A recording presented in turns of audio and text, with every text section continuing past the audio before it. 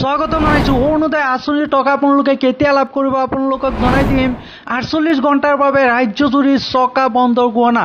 বহাগ বিহুৰ পূৰ্বে পুনৰ মূল্য বৃদ্ধি। সবিশেষ সকলোখিনি তথ্য দি দিম। ভিডিঅ'টো স্কিপ নকৰাকৈ একেবাৰে শেষলৈ চাই থাকিব। আৰু যদি আমাৰ চেনেলটো তেতিয়ালৈকে নতুন হৈ আছে প্লিজ চেনেলটো ছাবস্ক্ৰাইব কৰি কাষত থকা বেল আইকনটো প্ৰেছ কৰি দিব। আৰু যদি ফেচবুকত চাই আছে পেজটো ফ'ল' কৰি দিব যাতে আহিবলগীয়া প্ৰয়োজনীয় ভিডিঅ'বোৰ পোনপ্ৰথমে পাই যায়। আৰু অৰুণোদয় আঁচনিৰ টকা আপোনালোকে মাৰ্চ মাহৰ টকা এপ্ৰিল মাহৰ 10 তাৰিখে আপোনালোকে লাভ কৰিব। আৰু যিসকলে অনলাইনত এপ্লাই কৰা নাই অলৰেডি মোৰ ভিডিঅ' বনোৱা আছে, আপোনালোকৰ সুবিধাৰ্থে মই মোৰ ডিছক্ৰিপশ্যনত এইটো লিংক দি দিম, তাত ক্লিক কৰি আপোনালোকে অনলাইনত এপ্লাই কৰিব পাৰিব। ৰাজ্যজুৰি চকা বন্ধৰ ঘোষণা। ২৮ আৰু ২৯ মাৰ্চত ৰাজ্যজুৰি চকা বন্ধ থাকিব আৰু ৪৮ ঘণ্টাৰ বাবে চকা বন্ধ থাকিব।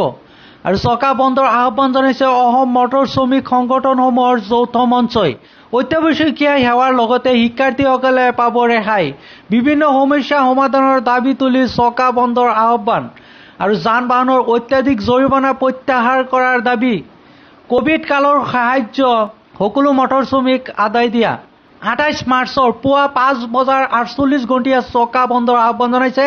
আৰু ২৮ আৰু ২৯ মাৰ্চত ৰাজ্যজুৰি চকা বন্ধ থাকিব আৰু ৪৮ ঘণ্টাৰ বাবে চকা বন্ধ থাকিব।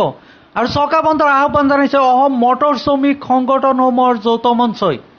আৰু এটা গুৰুত্বপূৰ্ণ খবৰ, বহাগ বিহুৰ পূৰ্বে পুনৰ মূল্য বৃদ্ধি কৰা হৈছে। নিম্ন মধ্যবিত্ত দৰিদ্ৰ জনসাধাৰণৰ মূৰত মূল্য বৃদ্ধিৰ মাধমাৰ। চৰকাৰে বৃদ্ধি কৰিছে বিদ্যুৎ মাচুলৰ হাৰ। আৰু অহা ১ এপ্ৰিলৰ পৰা বাঢ়িব বিদ্যুতৰ মূল্য। প্ৰতি ইউনিটত ৫৯% বৃদ্ধি কৰা হ'ল বিদ্যুতৰ মূল্য। আৰু লগতে ৫০ টকালৈকে বৃদ্ধি কৰা হৈছে ঘৰুৱা ৰন্ধন গেছৰ মূল্য। পেট্ৰল আৰু ডিজেলৰো পালে মূল্য বৃদ্ধি। আৰু লগতে ঔষধৰো দামো বৃদ্ধি পালে ১০-২০ গুণ।